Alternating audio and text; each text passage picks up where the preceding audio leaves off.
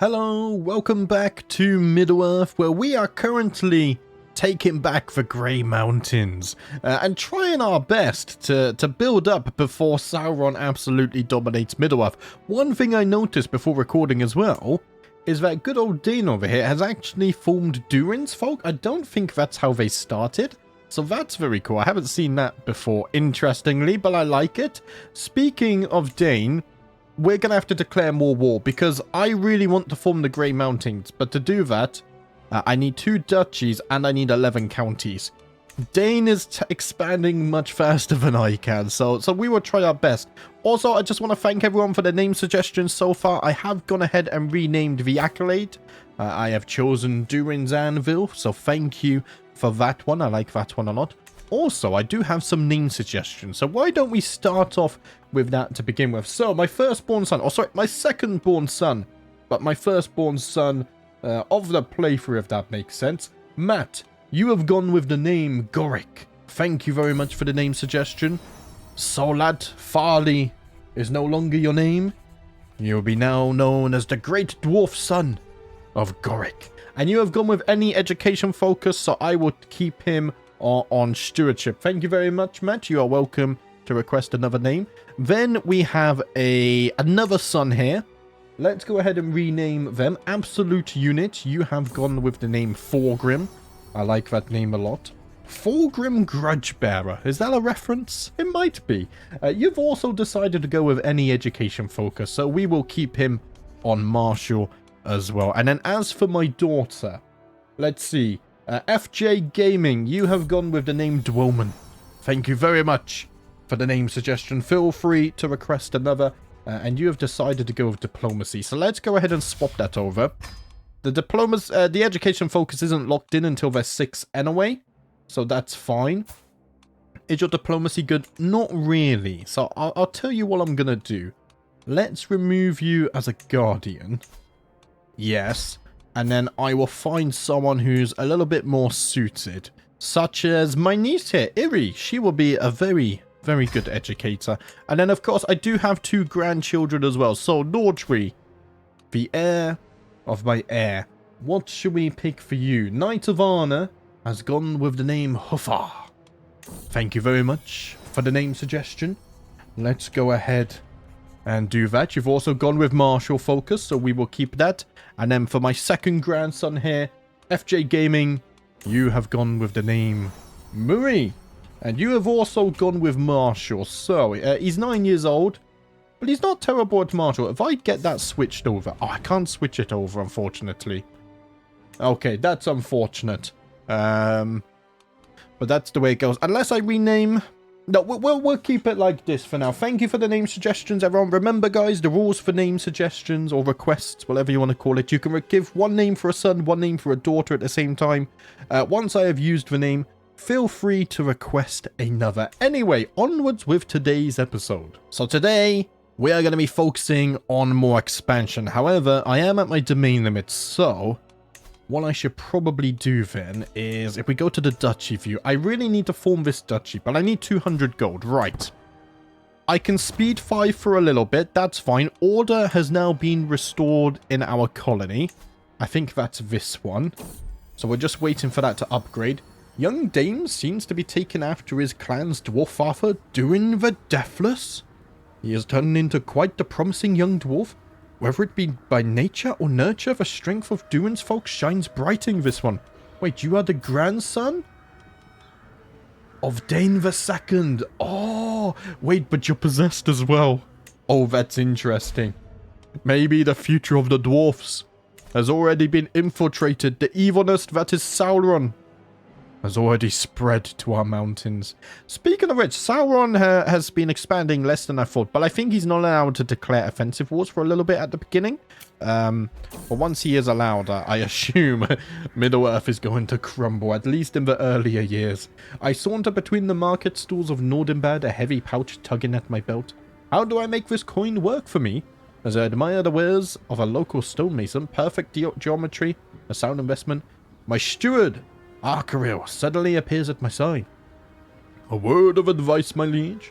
Have a look at the smithy over there. The wares might be simple, but their potential is great.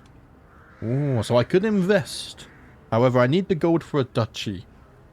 Buildings are cheaper to construct, and I get 10% more taxes for 30 years.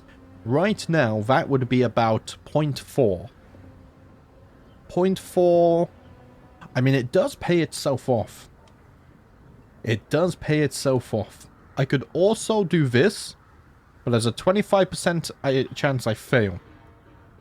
But 20% holding taxes could be nice. Or I can turn a quick profit. Do you know what? I think I will invest. Although we are kind of on a timer here. No, I think, although I would like to focus on the long term, let's turn a quick profit with clever trades. And then already I can go ahead and form the High Lordship of the Grey's Pine, which will allow me to expand eastward into the Grey Mountains. I think that's a good idea. Let's go ahead and do that. We have also progressed our event chain. With my recent conquests, I have claimed a sizable portion of the Ered Mithrin, which, by the way, I said was Dwarvish for the Grey Mountains. It's not. It's Sindarin. I forget how to say that. It's Elvish for the Grey Mountains.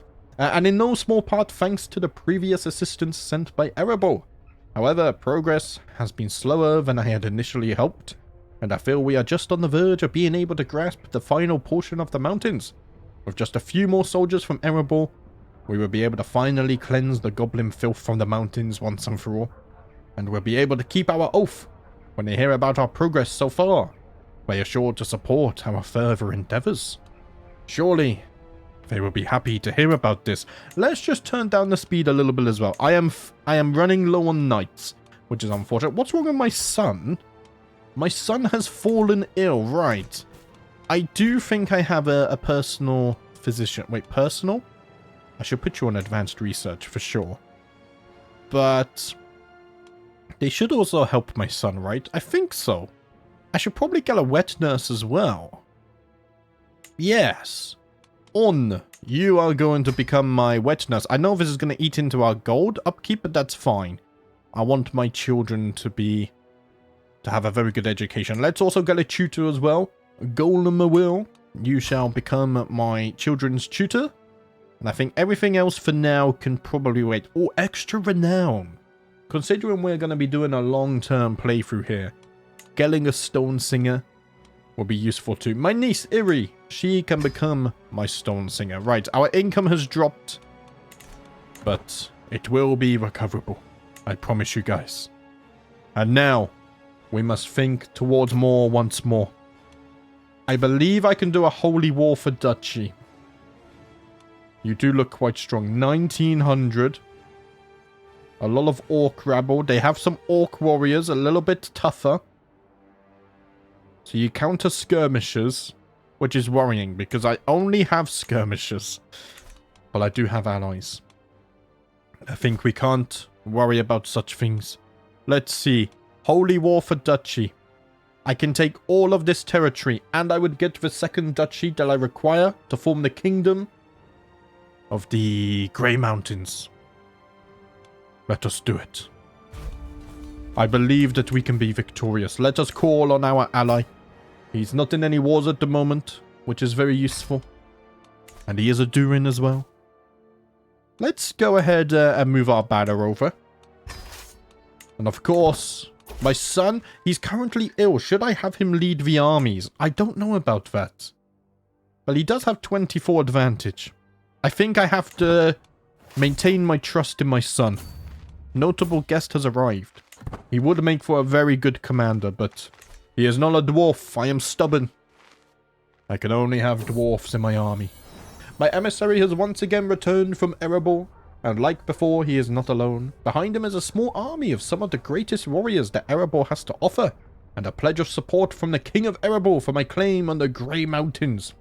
This second expedition is twice the size of the first, and far better equipped. It seems my success so far has emboldened Erebor, and verified the efficacy of our plans. Of course, with this gift, there are obvious reminders of our oath in the message delivered, but with the continued support from Erebor, I should have everything I need to finish my work here. So I get a pressed claim on the Kingdom of the Grey Mountains. And I get 1,000 men who have left Erebor to join the fight with us. What do we get with these? So 1,000 men, which includes 320 Clefufer. Oh man, I struggle with English, guys. It is my native language. So they are spearmen. And they counter cavalry and archers, interestingly. I assume because of their shields. Of course, we always get bonus here in mountains and whatnot. We have 160 Zirin Schaffer, who are our archers. Nice stuff. Look at the damage. 66 damage.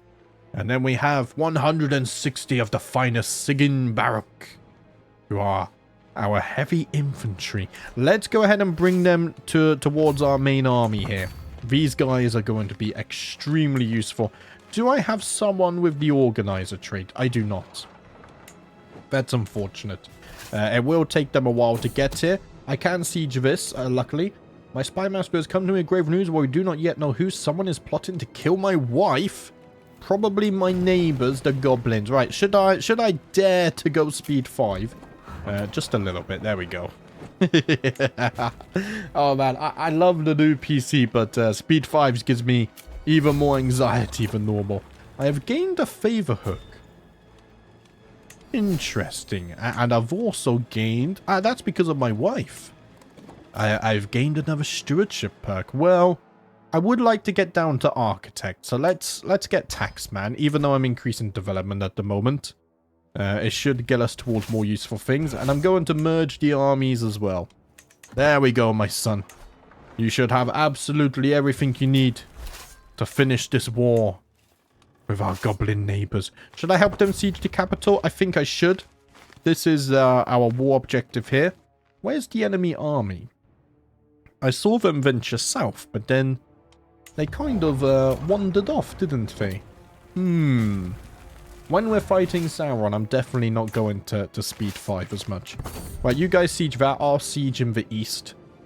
My spy master has come to me with grave news. It is my courtier Ival is plotting to kill my courtier Atri? My sister-in-law? What is it with all the dwarves plotting to murder every time? I heard rumors it's because of diplomatic range. We don't have many people in range, so they target each other. But I like to think that it's the influence of Sauron and his evilness. I hear a commotion from my son Thorgrim's chambers. Hastening inside, I see the wet nurse On is playing with Thorgrim. My liege, perfect timing. Thorgrim just took his first step. Oh, Thorgrim, my son, I am proud of you. I am compassionate, so I don't want to push him too much. Yes, a giant step for a child, but a small step for a future dwarven ruler of the Grey Mountains. He is growing up strong. Oh, they got a peasant revolt as well. I'm about to fight the peasants, though. I should absolutely crush them, I imagine. Just so I can get this siege. In fact, that just won me the war, interestingly enough. And I lost absolutely no dwarfs for that. Wait, have I taken you... Oh, you're a prisoner of... Wait, what? What's happened there? Do I get loot for this? I get 28 loot for sieging this. So, the 28 gold would actually be very appreciated. So, let's finish that siege. We also get to kill a few goblins. And then I will go ahead and enforce my demands, of course. To the false Gorin! May wisdom ever elude you. You are a much greater fool than I imagined. In order to put an end to this bloodshed, I will comply with your demands. So be it. So be it. So, yeah, just like before, all of the cultures and faith have changed. That makes things very nice. A lot less tedious, because converting everything takes a while. I can now usurp the war camp of Fakelgund. Did I not get my second duchy title? I did not. And I have a truce with you, so you just have this tiny bit of land here. And I now have 9 out of 11 counties. I do need the second duchy, and I also need 400 gold. I am also over my domain limit, so... let's have a think. My son is already going to inherit titles in the west. He will inherit these 5 delvings. So I don't want to give him anything. I think what I want to do... So whoever holds this is also going to hold this. I think I'll give this to several leaders. So they're quicker to build up. Who has very good stewardship? My son, but he's only 13. What about my steward? If I give him the delving of Makul Kuxidin... I trust that he can build it up. I also will give him this in the future. And in fact, what I'm going to do, if we go to vassals, I can even... I know, I can't give you a directive. Huh. We'll look at that in a minute, because there's actually something new that I want to show you guys. I saw it posted in the Discord by one of the devs, and it made me very, very happy. So let's see, who else wants to be my vassal? You're my new steward. No, you... I'm being silly. Right, you're 43. You're a bit young. You're my player heir. My nephew, he's 70.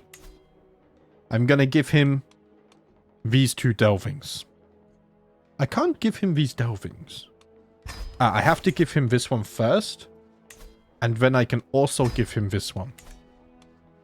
Let's see. You're no longer my stone singer. Okay, we'll deal with that in a moment. And then I need one more dwarf to control this. My knight Azagul. You will control the delvin of Danuk Kizdin. There we go. Lovely stuff. Now, I can do a grand tour, except I can't because that's very expensive. What I also need to do is get a new stone singer. Yes. So let's go ahead and do that. Yaki, he's not very good, but it's better than nothing, I think. What are you giving me right now? You're giving me a little bit of renown per month. It's more than what I would get without you. I can negotiate an alliance with my nephew. He is now my vassal. I will do that. Why not? And I can even change my nephew's contract if I so want to. But I'm not going to raise taxes because that's going to mean he doesn't build it up as fast. Right, vassals. I can't give any of you a directive.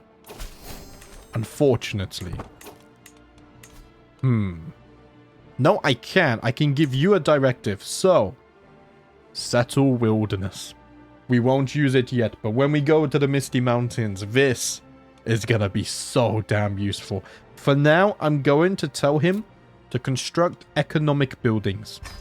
Make money, and just focus on that. We need to build everything up.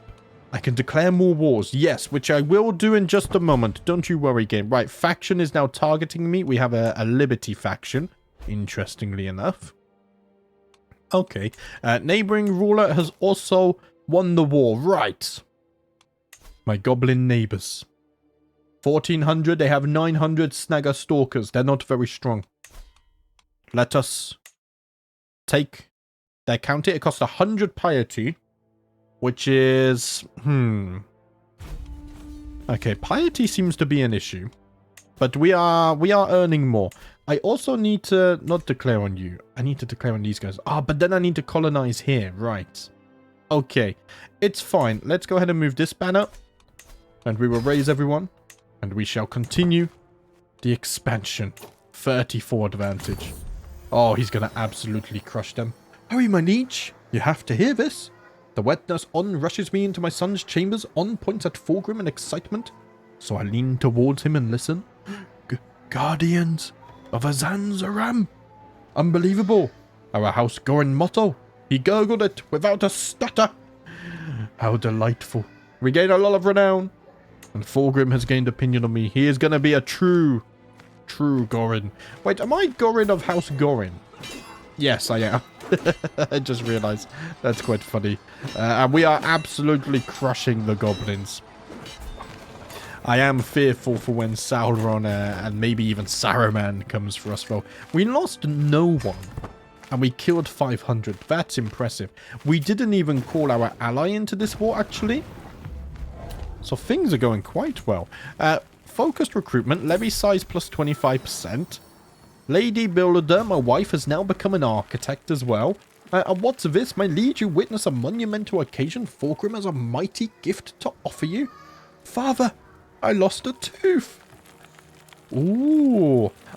Now, unfortunately, I don't have the trick. If I give you 10 gold, my lad, now if I had certain traits, I would be able to turn this into 2 gems. But alas, I don't have that, so I would just have to sell the tooth for 40 gold and then be happy with that. I remember, I think it was Lord of the Rings, my Return to Moria series, where my love of the tooth trade market begun. Because every tooth would be turned into 2 gems. It might be a little bit cheesy, but I think it's just the skill of dwarfs to convert one thing into another. Right, somehow we did actually lose dwarfs that time. But the war has been won. Let us enforce our demands. And we have expanded our territory just a little bit more here. I'm going to give you this. I just realized we are of a different faith, but we consider them righteous, so I'm not going to demand conversion. You're also Khazad. Yeah, that's fine. What I would like to do... See, now I can give you a directive. And I'm going to convert faith. Huh. Oh, yeah, because different faith. Yeah, that makes sense. No, that's fine. But you're righteous, so it shouldn't be too problematic. What I can now tell you is to also construct economic buildings. And then what I need to do is this vassal over here. Ideally, let's see. So what do I need to do this? 50 opinion of me would probably be the easiest one. So if I start swaying you, hopefully you can begin to like me. Yes. We have discovered this secret as well. Minus 10% success chance. Wait, what? Minus? Is that a reverse murder we're about to see? Possibly. And then what am I saving my gold for? I mean, I could colonize this manually because then we open up to declare war here. And I can have 2 colonies now. Yeah, all of this has buildings which are useless for me. Are we still increasing control? No. So why don't we work on that at least? Because I think we get money from the delving building at least. Yeah, about 0.6. So we can work on getting that. And I think this 100 gold. I know I need 400 gold for the title, but yeah, when are you ever going to get enough gold? In fact, you're losing gold. So what I'm going to do, I will colonize this. That puts me up to my colony limit. And I'm going to deal with the dragons. And then I will gift you this delving once it has been fully settled. There is a plan there somewhere, guys. As I said, the beginning is going to take a little bit of colonizing and building up, but I'm still having fun. I love dwarfs, and hopefully, if you're watching this, you also love the dwarfs as well. How is Balin doing? He is still alive, and it's 16 years into the game. Ooh. Could this be the one save where Balin survives? I've never seen him survive as AI. That is incredible. My spy master has come to me with grave news while we do not yet know who someone is plotting to kill my wife again. Right, but that one also has a minus 5% success chance. Which is quite funny. Why don't I have to invite agents to this? Do I only have agents for hostile schemes? I think that's how it works. You see, there's been a lot of changes in the last few months to CK3, and admittedly, I haven't played too many. Right, the fall of Be'lakor. Could this be the first consequence of Sauron and his evilness? The unthinkable has occurred. The once prosperous realm of Be'lakor has been laid to waste by the armies of the Stormhost. Once its towers of white stone stood gleaming in the sun, rising above green hills and fertile fields. Merchants from far-off lands marveled at the wealth and splendor of its cities. A land where the wisdom of Anadune yet echoed. The legions of the Fon an Karlok, clad in blackened mail, swept across the land like a tempest. Neither pity nor mercy was shown to those who dared to stand against them. The men of Be'lakor fought valiantly, their hearts burning with their pride of their ancient heritage. But valor alone could not withstand the tide of doom that has befallen them. The people, once free and proud, now toil in chains. their spirit broken by the yoke of their new cruel masters. Another light consumed by the encroaching shadow. So Be'lakor is all the way down here. At least they were. So do you... You don't serve... Let's see. Culture. We consider them evil. But do they serve Sauron? I don't think they serve Sauron yet. They're just evil in their own right. So already we are seeing things that I don't usually see in multiple areas, which makes me very happy. Very happy indeed. Also, now that we have this colony, can't I just declare this war? I think I can release tributary. Wait, what has happened here? Foreign, why are you my tributary? I just want your land. I can still declare war on you, except... Devotion penalty 200 because they're under my protection. So I want to release them. We have a 5-year truce. But after that, I will be free to declare war. Okay, well that gives me some time to gather up some piety, some gold, and all of the other stuff anyway. So that's fine. I'm also improving control in places, and I'm also trying to deal with the dragons. In the meanwhile, hopefully this will upgrade from a settlement to a full-on delving as well. Right, let's speed 5 just for a little bit. The Tolwangi rebels are victorious. The centuries-long reign of the Anbalukori of Anbalkumagan over the Bay of Tolwang has been ended. The determined and bellicose Tolwangi rebels have prevailed over the black Númenórean forces of Fon Ankalok, destroying much of their forces. Vast swaths of the Bay of Tolwang have been freed from the Stormhost rule, and for the first time in years, uncounted the natives of the region are free from foreign lordship. This victory has furthermore shifted the balance of power in the region away from Sauron's influence, undoing much of his work in pacifying the region. The sun rises on a new Tolwang. So just as quickly as that happened, the forces of good seem to be fighting back. The fire of freedom and love shall never be extinguished. Turn the speed down a minute. Where is Tolwang? Is it, it's right there. So you guys are now free. We still consider you hostile, but there we go. And you have been imprisoned by him. Oh, wow. Oh, the south seems like a very fun place to play. And I need to learn more about the lore down here, because it's very much strange to me. I know very little about the lore down there. But in a future series, I think we will endeavor to head that way. For now, though, we are focusing on the mountains in the north, where I am a bit more familiar with the map. Gundabad is expanding. The Liberty faction has disbanded. That is good news. What is not good news, though, is I have just received word of a peasant revolt. I mean, he is stupid. That explains a lot. To the beguiling Gorin, will be burdened with your oppressive laws for far too long. No more. We are done paying you taxes. Once your coffers dry up and your larders are empty, you will wish you had treated us more fairly. I will not let mere peasants risk our great realm. Raise the armies. My son. Actually, no, but my vassal, as a ghoul, will now deal with this. We can't increase control anymore, which is a little bit annoying. Which one of you has the bloody leader? Aha, over there, right. We'll go and deal with that army, because if we capture him, that should end the war nice and early. What's this? As I patiently await the fetching of my clothes as servant status, my lord, no one can find your garments. Oh, Fulgrim. You little scoundrel. Give me back my garments. I need to go to war. I could call on my allies, but we don't need to do that. There we go. One peasant has been dealt with. You're not very well statted. I'll keep you in the dungeons for now, I think. Let's get our way over there. My spy master has come to me with grave news. It is my nephew-in-law that is plotting to kill my wife. Wait. My tutor? Oh. Stop that at once. You get but one warning. I can actually imprison him.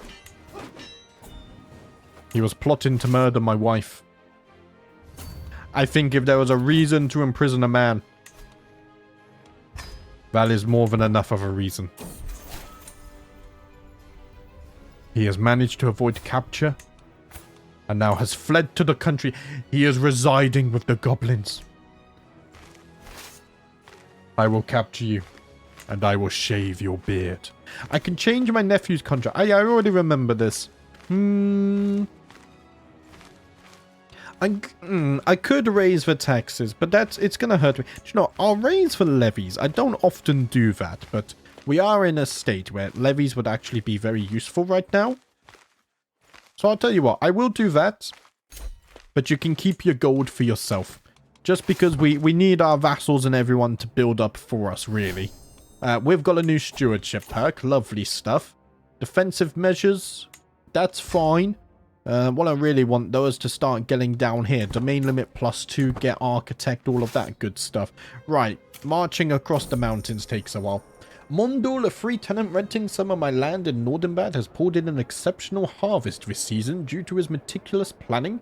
He wishes to use some of his profits to purchase a piece of my estate from me, so that he can build upon his success and grow more crops next year. Ooh. So he could give me 50 gold and I get independent farmlands.